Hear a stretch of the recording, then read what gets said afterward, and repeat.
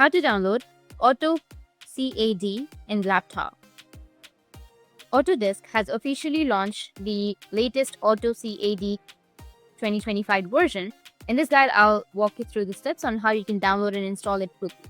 So let's get started. First, you need to open up the Autodesk website. Search for Autodesk, go with www.autodesk.com and go with sign in, which is on the top right. And if you already have an account, you can go and log into your account or sign into your account. But if you don't have, you can go and create an account. So I'll just simply go and create. Now, as you can see that I've created my account. Now, if you already have a student account, simply sign in using your credentials. Or if you don't have an account, no problem. Just click on create account and create your account as I've just created.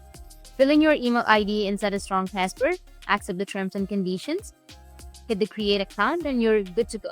Once done, you can scroll down and click on get started.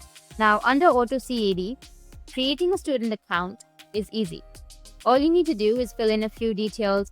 Now, just simply search for AutoCAD student account and go with the first website.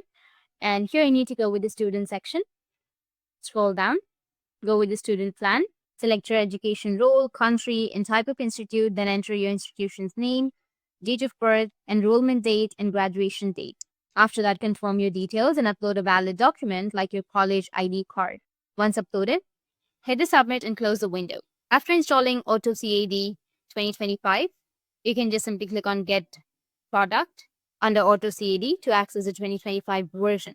Hit the install button and accept the terms, and the file will start downloading. Once it's downloaded, you will have the downloaded folder right here.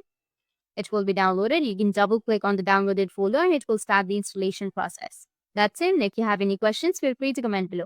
Thanks for watching.